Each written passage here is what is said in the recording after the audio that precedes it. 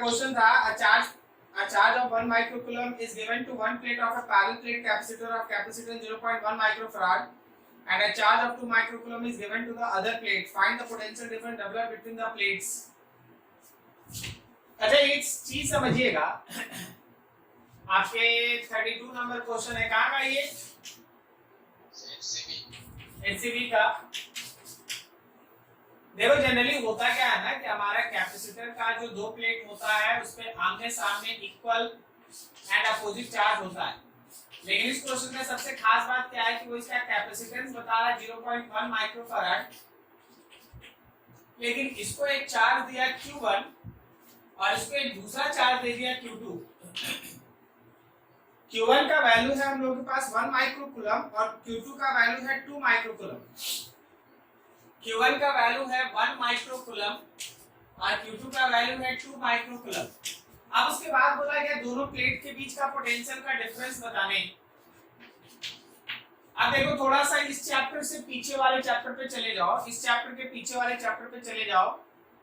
क्या आपको याद है हम लोग ये डिस्कस किए थे कि अगर दो प्लेट पे अलग, दो या तीन प्लेट पे अगर अलग अलग चार्ज देंगे तो हर फेज पे कैसे चार्ज अपीयर होता है, याद है आपको? यस सर, अपोजिट चार्जेस पे। हाँ, तो बस वही करना है। यहाँ पे x मान ले, यहाँ Q1 माइनस x होगा, यहाँ x है तो यहाँ माइनस x और फिर यहाँ माइनस x का प्लस x और प्लस Q2 होगा। और फिर हम लोग लेफ्ट वाले फेस और राइट वाले फेस के चार्ज को इक्वेट करते हैं।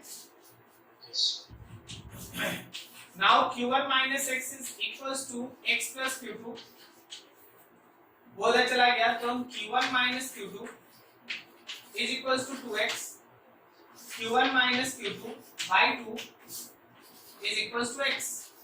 जो x आया वो कैपेसिटर का चार्ज है। कैपेसिटर एक्चुअली ये बना हुआ पोर्शन ही कैपेसिटर है, ये बना हुआ पोर्शन ही कैपेसिटर है। अब ये जो आया वो चार्ज ऑफ कैपेसिटर है, ये चार्ज ऑफ कैपेसिटर होगा। तो चार्ज में जैसे ही तुम कैपेसिटेंस से डिवाइड करेगा क्या ये पोटेंशियल डिफरेंस होगा?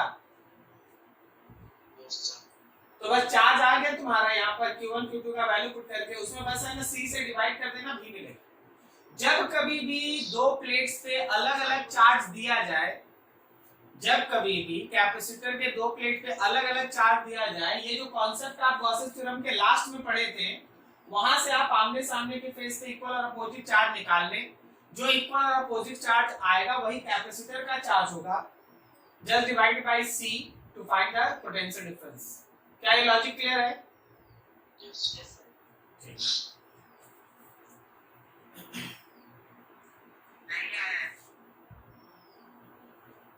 रुक तो वो सुनाते हैं।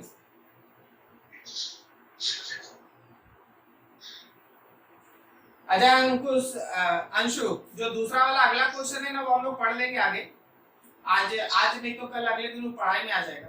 उसके बाद एक और थर्ड क्वेश्चन है 21 नंबर, ये भी शायद एचसीबी का ही है, इसको देख लीजिए आप लोग। A particle P shown in figure has a mass 21 number.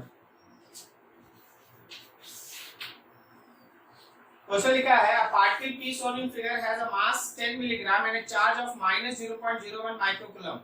Each plate has a surface area of 100 centimeter square on one side. What potential difference V should be applied to the combination to hold the particle P in equilibrium? जरा समझो पहले।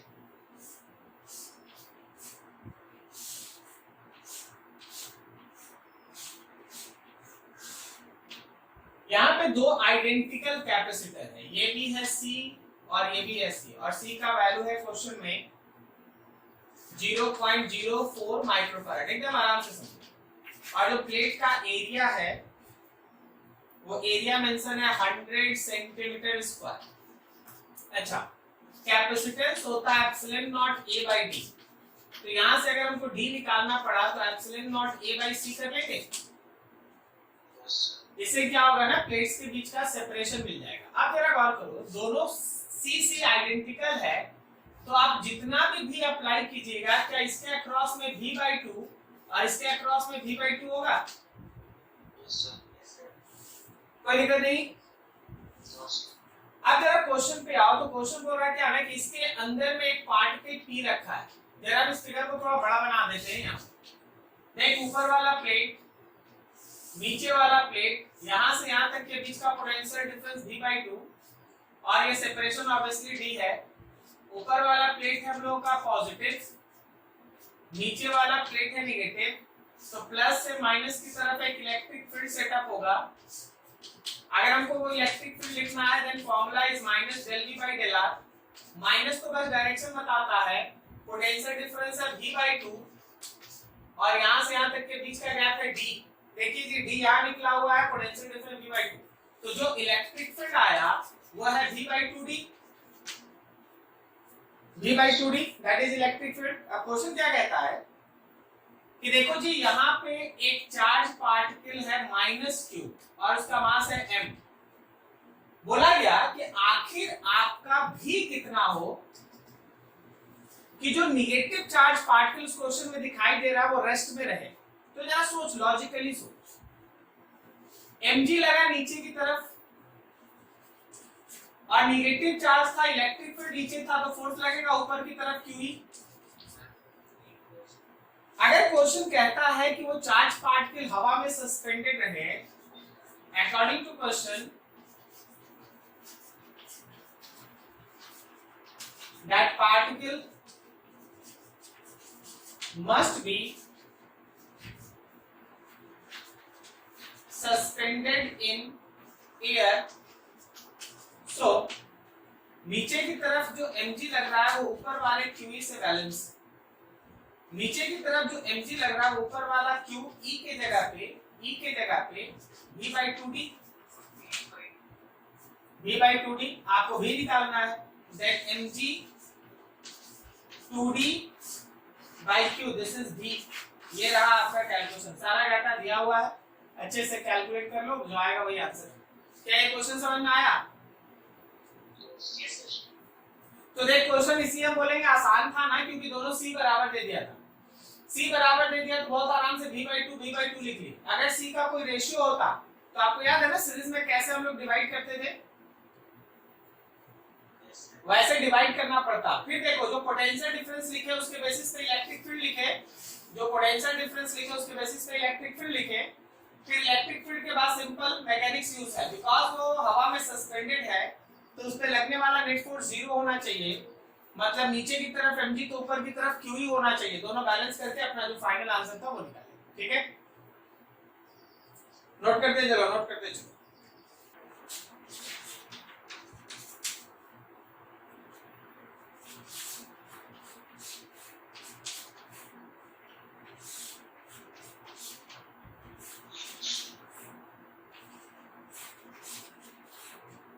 यहाँ 100 volt है भाई, ये point A है, ये point B है, जितना भी कैपेसिटेंस दिख रहा है ना सब 6 है, 6 मतलब C जहाँ लिख रहे हैं वो 6 माइक्रोफैराड है। आपसे बोला गया यहाँ एक पॉइंट है C और D, उसके बीच का पोटेंशियल का डिफरेंस निकालने। चलो ये बताओ कैसे बनेगा, बताओ तुमको बोलना है, बताओ कैसे बनेगा। पैरेलल कॉम्बिनेशन है,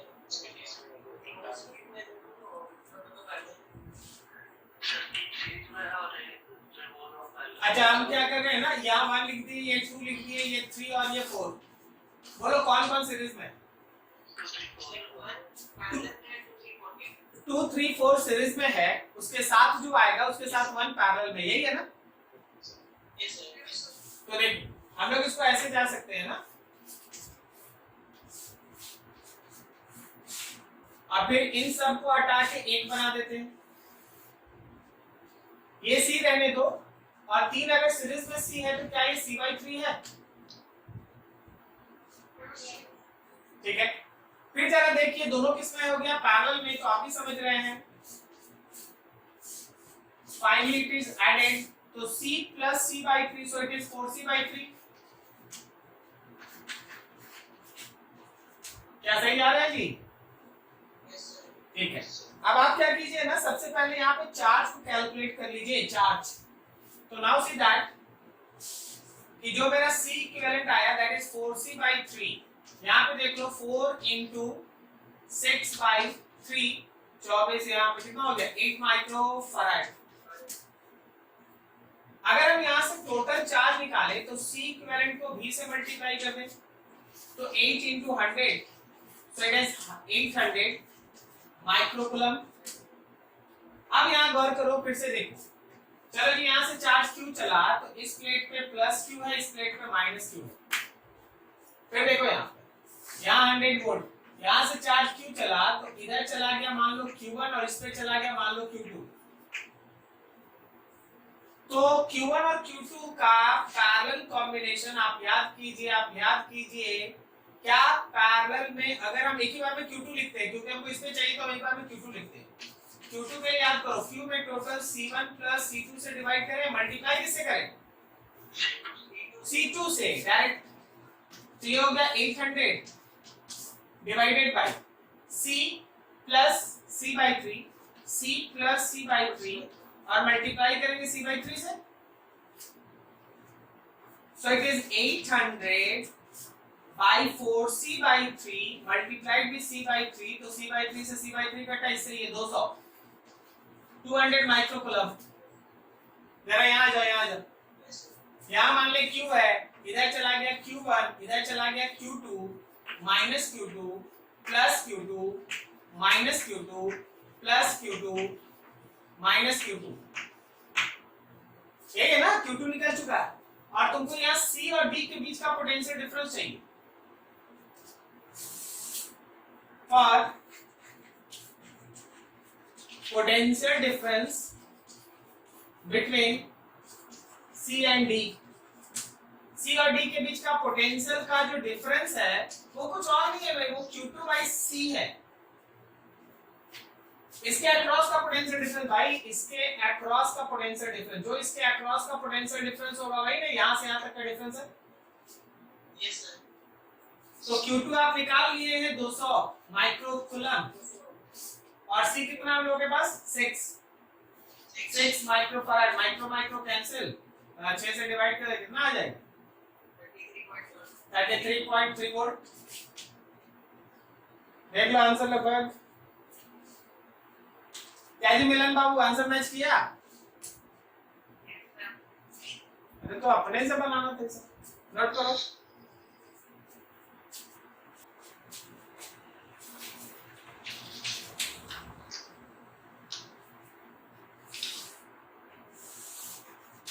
न्यूक्लियस के अंदर charge per unit volume, nucleus से जो डिस्टेंस है, सेंटर से जो डिस्टेंस, उसके ऊपर कुछ ऐसे डिपेंड करता है कि यहां से यहां तक कांस्टेंट होता है, उसके बाद डिक्रीज करता है, ठीक है? यहां से यहां तक कांस्टेंट होता है, उसके बाद डिक्रीज करता है। ये वैल्यू D लिखा है, ये वैल्यू A लिखा है और यहाँ R लिखा है और न्यूक्लियस का डायमेंशन भी बोला है R, रेडियस उसका R। सबसे पहले ये देखो, क्या यहां से तुम we have to find equation of non-uniform charge density। जो नॉन यूनिफॉर्म चार्ज डेंसिटी है, जनरल इक्वेशन में नॉन यूनिफॉर्म चार्ज डेंसिटी पे हम आपको सॉलिड स्फीयर में एक दिन क्वेश्चन बताए थे, याद करना। याद है आपको? नॉन यूनिफॉर्म चार्ज डेंसिटी में Q इंक्लोज निकालने पे जोर दिया जाता है, याद है आपको? ठीक है, आप याद कीजिए। इसी तरह से हमसे क्वेश्चन ही पूछा गया था, कोई न्यूक्लियस लेके फिर हम उसमें नॉन यूनिफॉर्म करके बहुत सारा क्वेश्चन बताए थे। उस क्वेश्चन में और इस क्वेश्चन में अंतर क्या है ना, कि वैसे क्वेश्चन में आपको डेंसिटी का इक्वेशन दिया जाता है, लेकिन इस क्वेश्चन में डेंसिटी का इक्वेशन ना देके आपको एक मैथमेटिकल ग्राफ दे दिया गया। जरा गौर करना, क्या हम डेंसिटी को D लिख सकते हैं 0 से लेके A तक? मतलब 0 से लेके A तक डेंसिटी कांस्टेंट है, लेकिन उसके बाद ये कि स्ट्रेट लाइन की तरह वैरी कर रहा है, तो इस स्ट्रेट लाइन का इक्वेशन में, from small a to r, अब आप स्मॉल a से r तक के लिए सोचें। आप याद कीजिए क्या y is equals to mx plus c, ये नहीं इक्वेशन होता है? चलो ये सोच के बताओ, इसका इक्वेशन क्या बनेगा? यहाँ पर स्ट्रेट लाइन इक्वेशन बनाओ।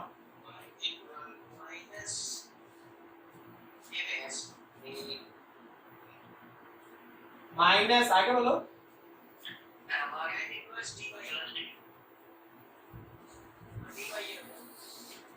y के जगह पे डेंसिटी, स्लोप के जगह पे कितना लिखते हैं? चलो डी बाई ए लिख सकते हैं, कोई बात नहीं। x के जगह पे r लिखते हैं, सही है, x के जगह पे r ना, और c के जगह पे क्या लिखते हैं?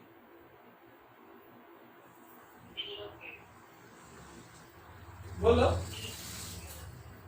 क्या?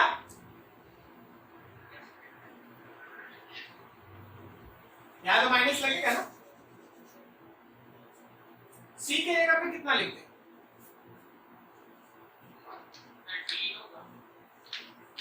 डी नहीं होगा यार, डी अगर तुम मान ले, जैसे तुम बोला डी लिखना, अब डी लिख दे। चलो अब डी लिख। अब जरा सोचो कि अगर हम r equals to a put कर दें, अगर हम r equals to a put कर दें तो a कट जाएगा, माइनस डी प्लस डी होकर डेंसिटी जीरो हो जाएगा। क्या यहाँ डेंसिटी जीरो है कि डी है?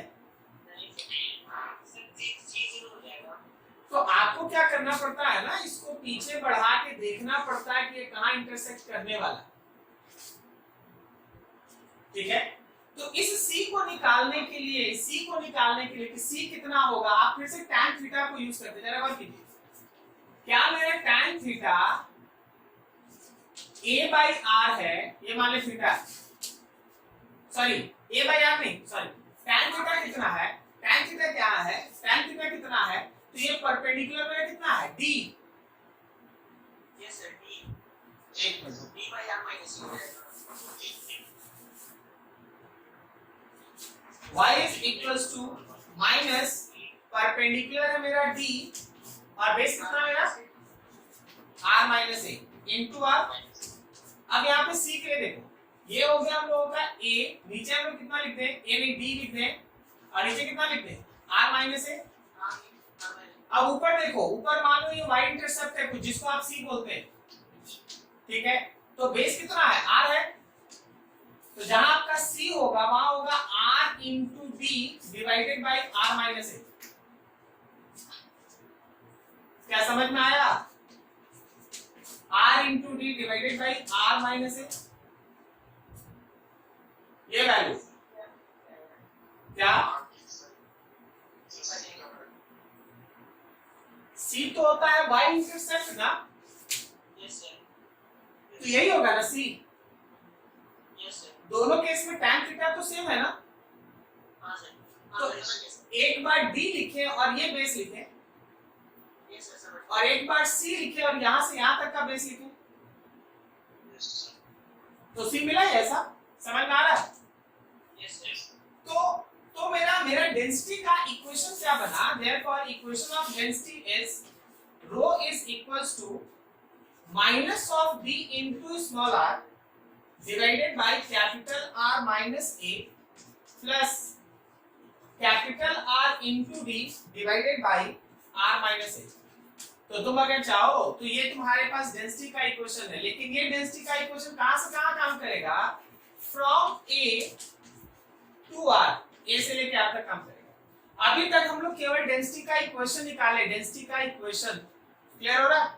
यस सर, अब चलो आगे बढ़ो। अब तुमको क्या करना है, तो तुमको इलेक्ट्रिक फील्ड निकालना है।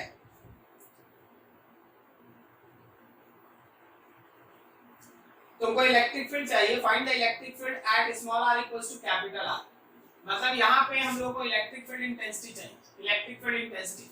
Now using Gauss's theorem, Gauss's theorem में पढ़े हैं, flux is equals to q enclosed by epsilon naught. यहाँ पे हम लोग लिख देते हैं E dot ds is equals to q enclosed by epsilon naught. अब थोड़ा सा आप देख लीजिए फिर से एक बार रफ मॉडल। मान लीजिए ये हम लोगों का न्यूक्लियस है, इसके अंदर चार्ज का एक डिस्ट्रीब्यूशन है,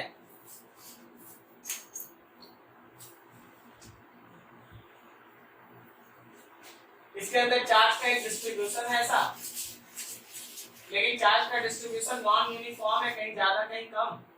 तो हम लोग क्या कर रहे हैं, यहां से लेके ये मेरा रेडियस है, तो आप क्या करते हैं, यहां से r डिस्टेंस का एक एलिमेंट्री सेल कट करते, याद है आपको? और फिर इसके अंदर का एक स्मॉल चार्ज आप लिखते हैं, that dq is equals to charge density into dv, that dq equals to charge density into dv का वैल्यू हो जाता है हम लोग का 4 pi r square n dr। सही है? नाउ सी दैट, इसको देखना, अगर हमको फॉर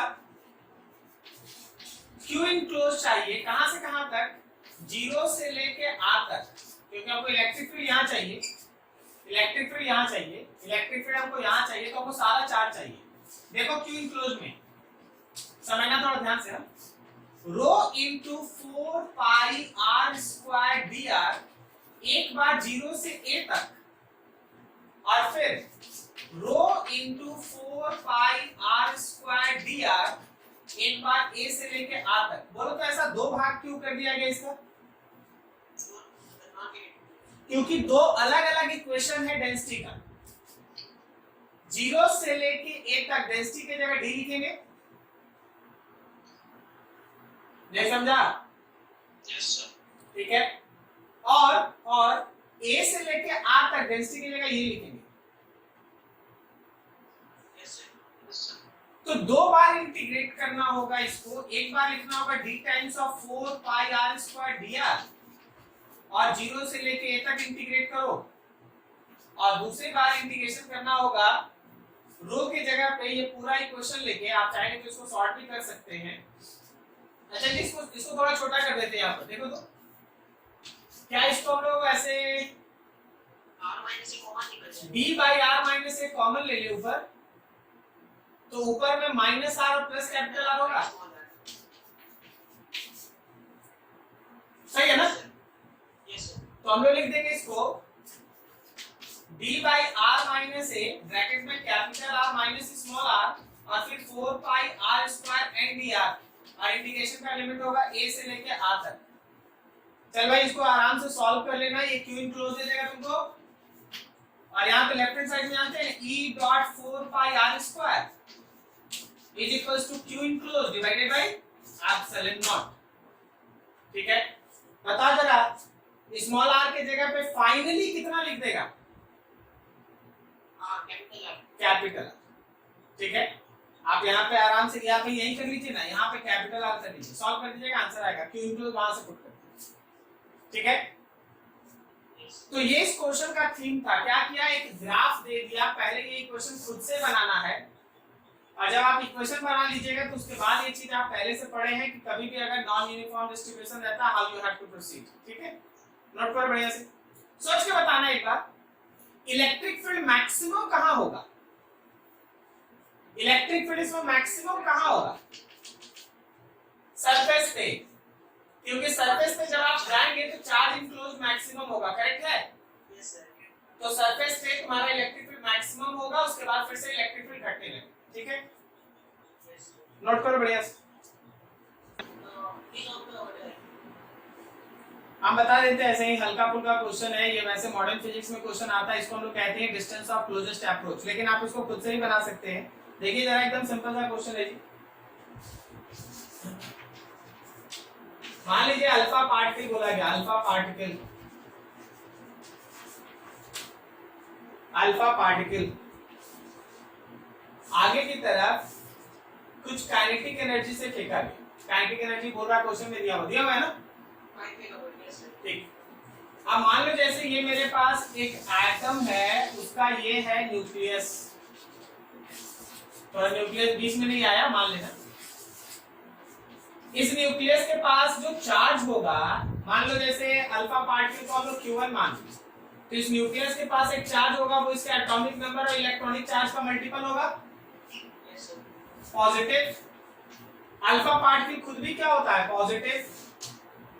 अब सोच कि जब ये आगे जाएगा तो इसका स्पीड बढ़ेगा कि घटेगा? घटेगा, घटेगा, घटेगा, घटेगा, वो एक क्षण जाके उसका फाइनल वेलोसिटी 0 होगा, और उसके बाद फिर वापस जिस रास्ते से गया था उसी रास्ते से वापस। यही तो था रदरफोर्ड थ्योरी। रदरफोर्ड का थ्योरी क्या था? गोल्ड फॉइल के ऊपर आप अल्फा पार्टिकल को अटैक कराते हैं तो few number of alpha particle return back on its path. Yes, sir. सही है ना? तो वो होता क्या है, वो थोड़ी ना जाके न्यूक्लियस से टकरा पाता, वो तो न्यूक्लियस से पहले ही लौट जाता है. Yes, sir. ठीक है. इसी पर्टिकुलर डिस्टेंस को आप डिस्टेंस ऑफ क्लोजेस्ट अप्रोच कहते हैं. इसको हम लोग कहते हैं डिस्टेंस ऑफ क्लोजेस्ट अप्रोच. इसको हम लोग डिस्टेंस ऑफ क्लोजेस्ट अप्रोच कहते हैं. कैसे निकालेगा बताओ जी, सब कोई सोच के कैसे निकालेंगे? Kinetic energy यहाँ पे शुरू कर देंगे. एक वर्ड बोल हम समझ जाएंगे. That is conservation of energy. क्या बोलता है? Yes, sir. Using conservation of energy. शुरुआत का एनर्जी काइनेटिक एनर्जी अल्फा का, ओके, और final energy potential energy system का. तो शुरुआत का काइनेटिक एनर्जी, फाइनल क्या है? के Q of alpha Q of nucleus by distance. बस आराम से सॉल्व करके डी निकाल दो आंसर. अल्फा का चार्ज जानता है ना? Yes, sir. ठीक है. कितना होता है? 4 proton. 4 proton. 4 प्रोटॉन के बराबर चार्ज होता है उसका. नहीं sir. Try करेंगे. कितना होता है चार्ज? 3 plus 2. अल्फा पार्टिकल का चार्ज कितना होता है? 3 plus. हाँ तो बोल यार, +2 होता है. Helium +2. Yes, sir. 2 proton. 36 charge. Helium nucleus. गलती तुम किया, दंड हमको देगा. अगले दिन बोलेगा कि सर नहीं आंसर आया. नहीं sir. ऐसा नहीं. Chemistry. हीलियम न्यूक्लियस चार्ज हमेशा 2 प्रोटॉन के बराबर और मास हमेशा 4 प्रोटॉन के बराबर. Yes. ठीक है, Yes. चलो नोट करो.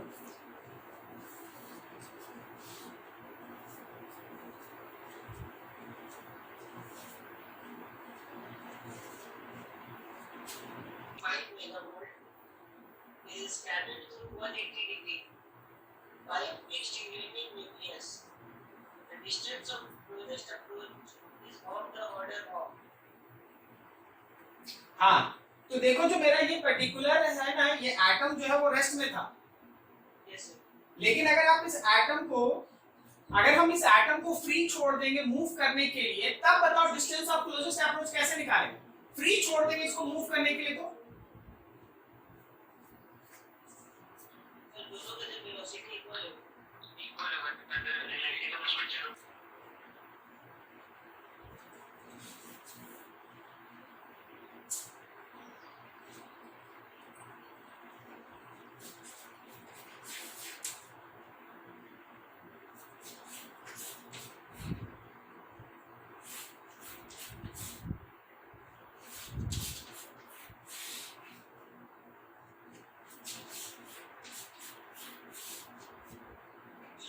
यहाँ पे C1 है 6 C, यहाँ पे C2 है 3C और यहाँ पे C3 है 3C. यहाँ पे 9 वोल्ट का सेल. अभी यहाँ पे की है K1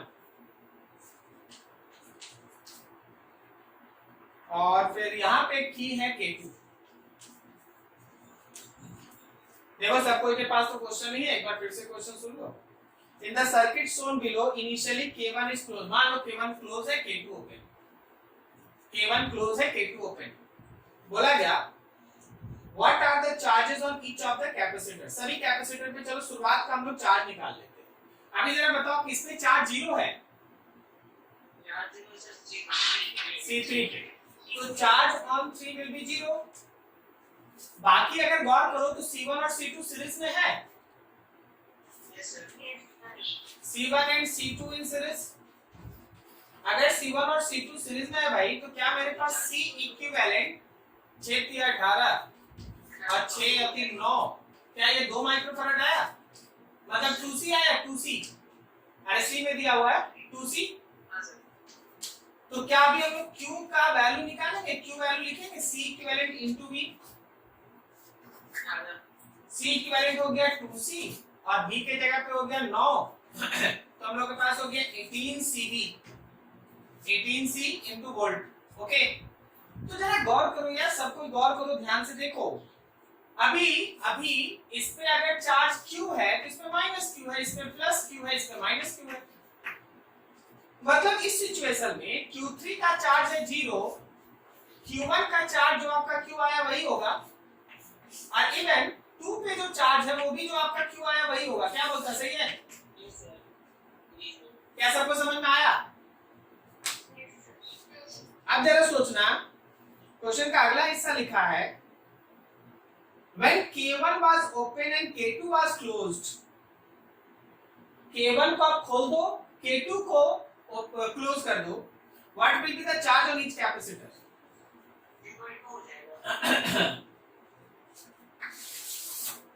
ठीक है, बोला ऐसा when K1 is open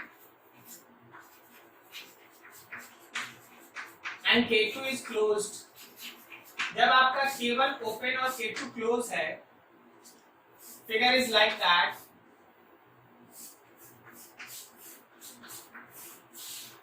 आप इसको खोल दिए हैं और आप इसको बंद रखते हैं, ठीक है? ये मेरा C1 है, ये मेरा C2 था, ये C3 था। देखो देखो समझो, ये जब बंद था तो इसके ऊपर एक चार्ज आया, सही जा रहे हैं? इसके अक्रॉस में एक पोटेंशियल आया, पोटेंशियल अगर चाहो तो पोटेंशियल लिख लो। लेकिन अब सोचो कि जब तुम इसको खोल के इसको बंद कर दिया तो क्या यहाँ चार्ज का शेयरिंग स्टार्ट होगा? चार्ज का शेयरिंग होगा, टोटल वैल्यू कांस्टेंट रहेगा। C2 और C3 के भी शेयर होगा, C2 और C3 के भी शेयर होगा। आफ्टर दैट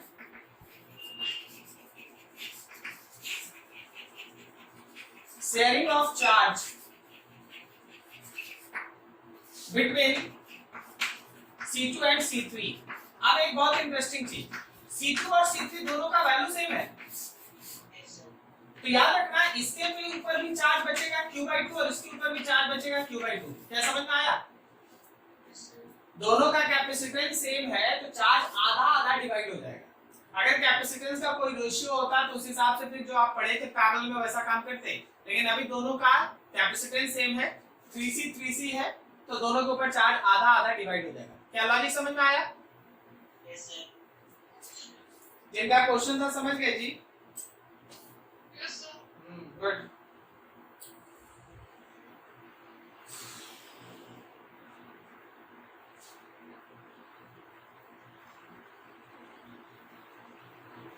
अच्छा, ये जो 36 नंबर पूछे हैं ना, फिर आप एक और फोटो भेजा हुआ है यार, लास्ट में बता चुके हैं, सुन लेना सब कोई।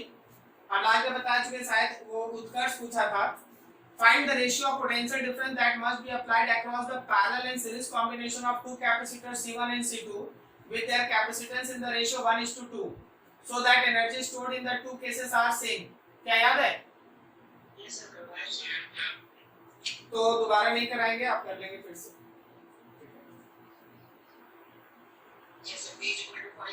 हाँ चलो ठीक है, थोड़ा सा आगे बढ़ लेते हैं, आज पूरा लंबा चौड़ा डिस्कशन हो गया, पिछले दिन पढ़ा नहीं था, मतलब पूछा नहीं था, सब पूछ लिया। थोड़ा पढ़ लेते हैं, कुछ थोड़ा थोड़ा आगे बढ़ते रहना चाहिए।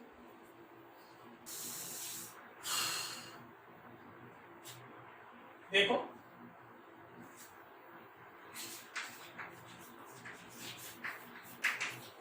concept of transfer of charge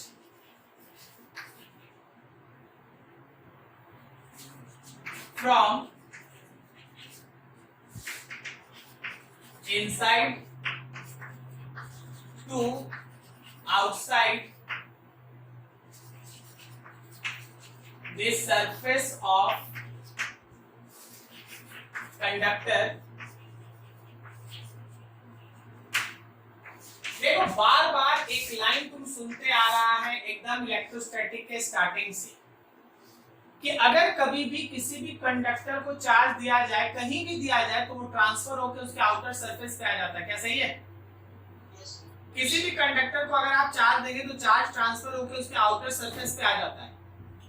लेकिन उसके पीछे का लॉजिक क्या है? अभी तक तो तुमको यही बोला जाता है कि नहीं भाई कभी कंडक्टर के अंदर चार्ज नहीं रहता, चार्ज जब भी देगा वो ट्रांसफर होकर आउटर सरफेस पे आ जाएगा। उसके पीछे का लॉजिक क्या है? तो आज हम लोग फिजिक्स में उसका है ना मेन बेसिक रीजन देखेंगे कि क्या होता है। जरा गौर करना, हम लोग के पास है दो स्फेरिकल कंडक्टर, एक स्फेरिकल कंडक्टर है, ये दूसरा स्फेरिकल कंडक्टर है। अंदर वाले स्फेरिकल कंडक्टर का रेडियस r1 है, दूसरे स्फेरिकल कंडक्टर का रेडियस r2 है। इन दोनों के बीच एक स्विच है लेकिन अभी क्लोज नहीं है, खुला हुआ है। आप इस अंदर वाले शेल को चार्ज Q1 दिए हैं, बाहर वाले शेल को चार्ज Q2 दिए। अंदर वाले सेल को हम लोग 1 कहेंगे और बाहर वाले सेल को हम लोग 2 कहेंगे। जरा सोच के बताना, अगर हम 1 का पोटेंशियल लिखें तो 1 का पोटेंशियल खुद 1 के कारण और 2 के कारण, दोनों के कारण होगा ना।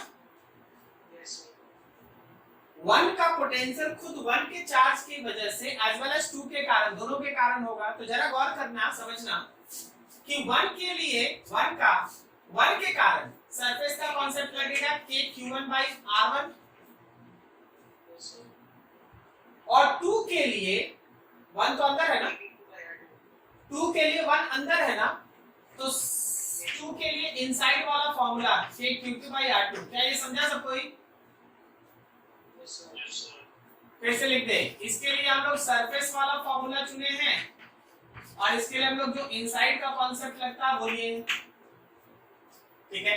इसी तरह 2 का टोटल पोटेंशियल, जब हम 2 का पोटेंशियल लिखेंगे तो 1 और 2 दोनों के पोटेंशियल का सम करेंगे। देखो 2 पे सोचना, तो 1 के बाहर है ना,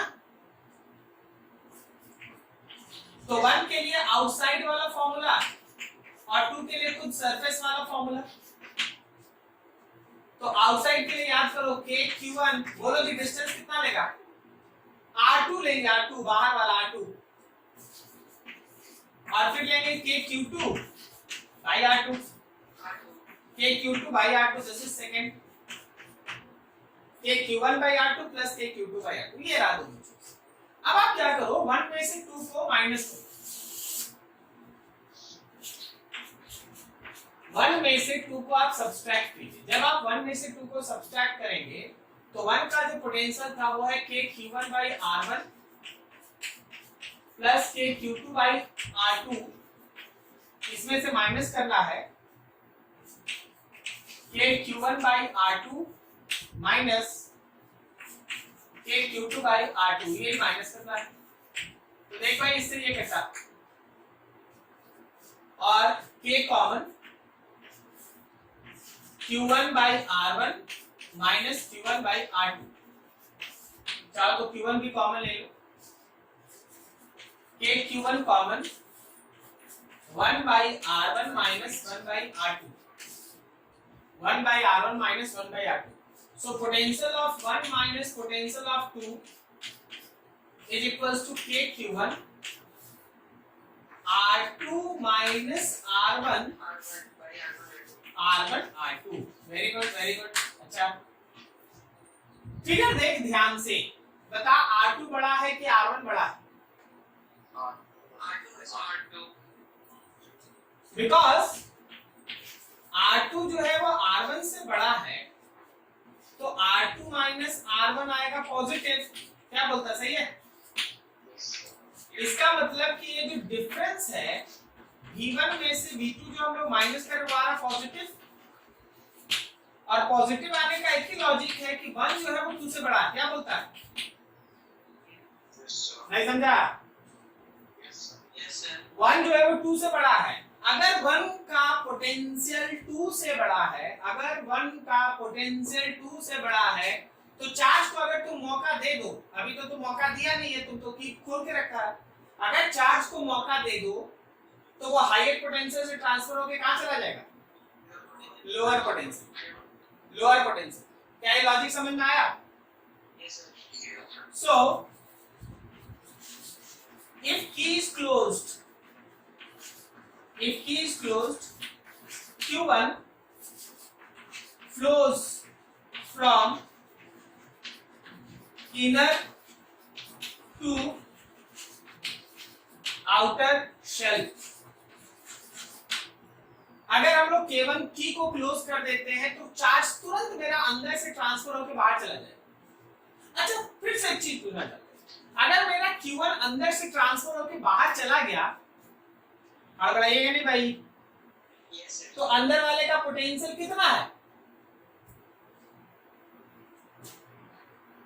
Sir, जितना बाहर वाला होगा उतना। एकदम सही, बिल्कुल सही। अंदर से चार्ज अगर ट्रांसफर होके बाहर आ गया तो अब बाहर हो गया Q2 प्लस Q1, क्या सही बोल रहे हैं? Yes, sir. तो इसके अंदर हर पॉइंट का पोटेंशियल उतना ही होगा जितना कि सरफेस पे है।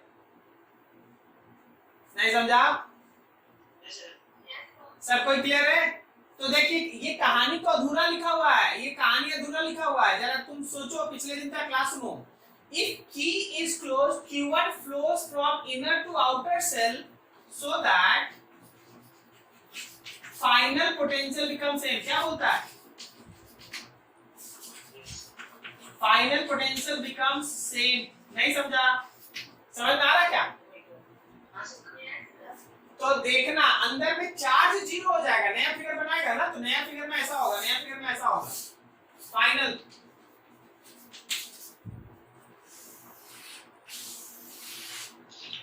अंदर का रेडियस R1 है भाई, ये की क्लोज कर दिए हैं आप, ये रेडियस R2 है, ये R1 है।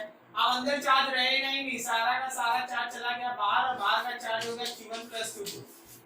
अगर कोई बोले कि इसका चार्ज बताओ तो इसका चार्ज जीरो है, लेकिन इसका पोटेंशियल जीरो नहीं है, इसका पोटेंशियल जीरो नहीं है। क्या बोलता है? Yes, sir. क्या अब आपको समझ में आया कि किसी कंडक्टर को अगर हम अंदर चार्ज देते हैं तो अंदर चार्ज रहता क्यों नहीं है? क्योंकि कंडक्टर के अंदर का हर एक पॉइंट, कंडक्टर के सरफेस से हायर पोटेंशियल पे होता है। तो चार्ज को जैसे ही मौका मिलता है, charge lower potential higher potential से फ्लो करके लोअर पोटेंशियल पे चला जाता है। अंदर से कहां ट्रांसफर होकर चला जाता है? बाहर। नोट करो एक नंबर।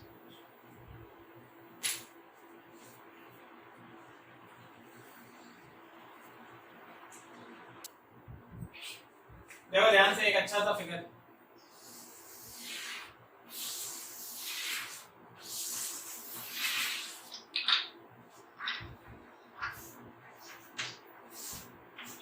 ये वाला क्वेश्चन तुम लोग किया है ना?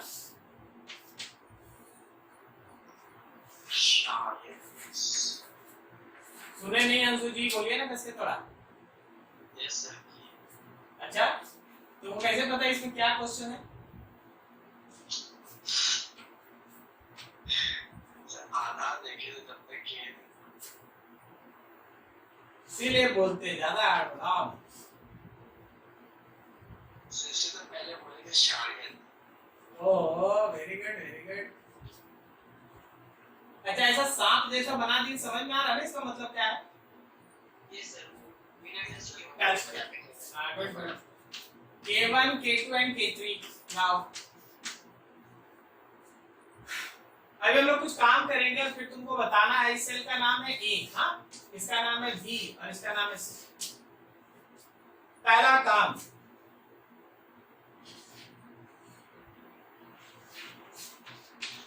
ऑपरेशन जो आपको कैरी करना है और उसका कंक्लूजन बताना है, जो इफेक्ट पड़ेगा, इफेक्ट ऑन चार्ज।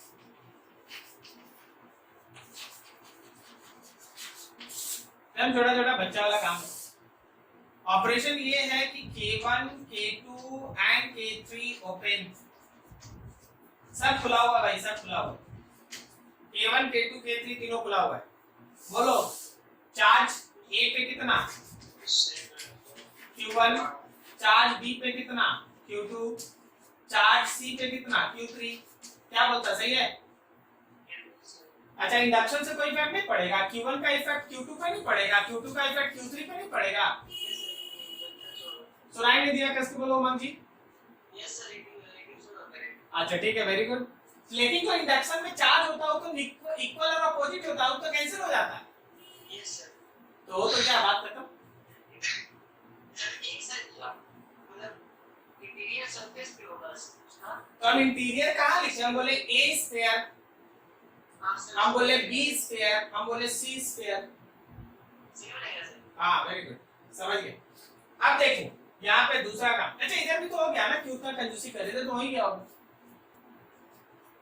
अभी मान लो ऐसा है कि K1 and K2 closed, K1 और K2 क्लोज्ड है बट K3 ओपन, K1 और K2 क्लोज है बट K3 ओपन। बोलो जी QA कितना? 0। QB कितना? 0। हाँ ठीक बोला, ठीक है ना? Yes, sir. 0। और QC कितना? Q1 plus Q2 plus Q3। Very good. क्या सबको समझ में आया? हम बता, K1 को आप क्लोज कीजिएगा तो Q1 जाएगा इस पर और K2 क्लोज कीजिएगा तो दोनों जाएगा बाहर, तो अंदर 0 इस पे 0 सब चार्ज बाहर, दोनों बंद है यार। अगला देखो, K3 is closed but K1 and K2 open। अब बोलो हाँ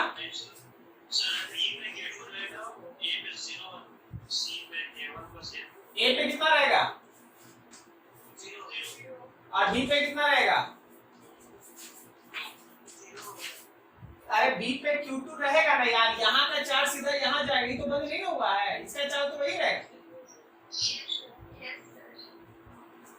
और QC कितना हो गया?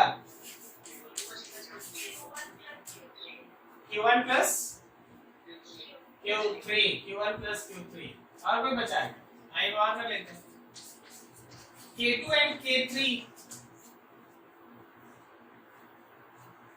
and K3 closed, K1 open। बोलो क्या हुआ? सारा चला जाएगा बाहर, वेरी गुड। QA भी हो जाएगा 0, QB हो जाएगा 0 और सब चल जाएगा QC पे 1 plus 2 plus 3। क्या ठीक बोले? Very good very good. अब जरा बताना, इस केस में पोटेंशियल A, पोटेंशियल B और पोटेंशियल C में ऑर्डर क्या है?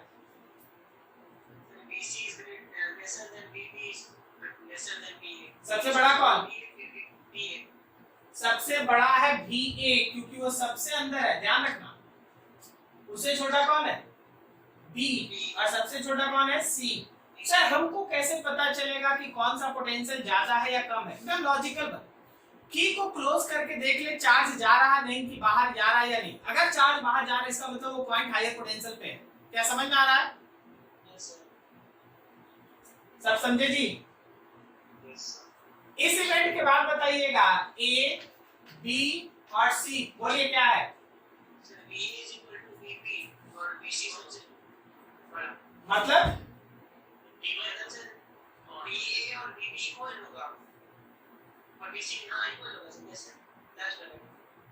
क्या बोल रहे थे जी? बोलिए उदय चौरसिया।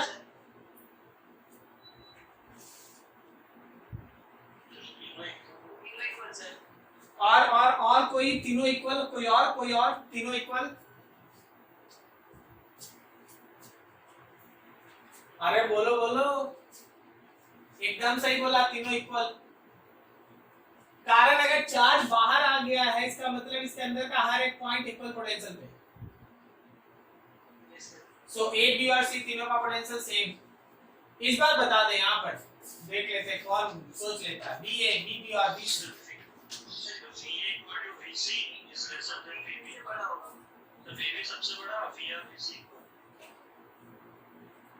A का पोटेंशियल क्या? A का और C का इक्वल होगा। A का और C का पोटेंशियल इक्वल होगा। अच्छा, उससे ज्यादा होगा और B का उससे ज्यादा होगा। Very good. A का पोटेंशियल और C का पोटेंशियल सेम और उससे बड़ा B का पोटेंशियल या इसका कम पोटेंशियल। समझ में आया? लास्ट वाला तो आंसर इसी में है ना? तीनों इक्वल। A का पोटेंशियल, B का पोटेंशियल और C का पोटेंशियल तीनों इक्वल। अपने आप से ईमानदारी से पूछिए कि आपको समझ में आया? Yes, sir. सबको समझ में आया? Yes, sir. थर्ड वाला बताइएगा। ये वाला, थर्ड उसको कर लो। तो ये वाला ना, हाँ, सब। गौर करना, ये वाला और ये वाला तो जुड़ गया ना, एक से एक वायर से जुड़ गया ना, तो पोटेंशियल तो सेम होगा ही।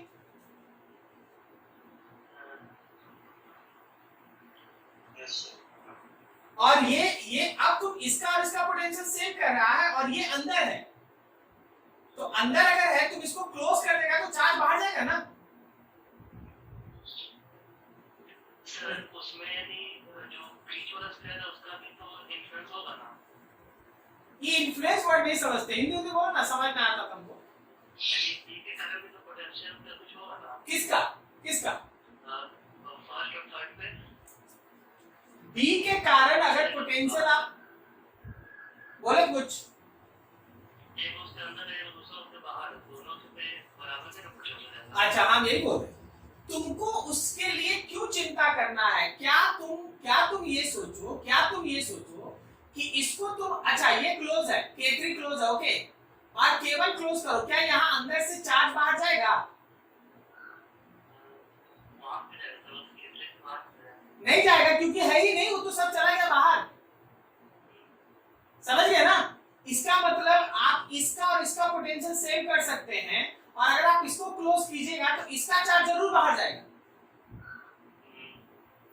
अब आप ऐसे सोचिए कि आप A और C का पोटेंशियल सेम कर रहे हैं, और आप फिर अलग से ये बोल रहे हैं कि C का पोटेंशियल से बड़ा है B, ये तुम अलग से बोल रहा है, ये तुम पहले बोल रहा है। तो जब दोनों मिलाएगा तो ऑर्डर आएगा ना जो वहां लिखा है। नहीं समझा? थोड़ा बहुत समझ में आ रहा तो जाते जाते पूरा कर लेते हैं ना, टाइम हो ही गया। बोलो क्या डाउट हो रहा है, बोलो।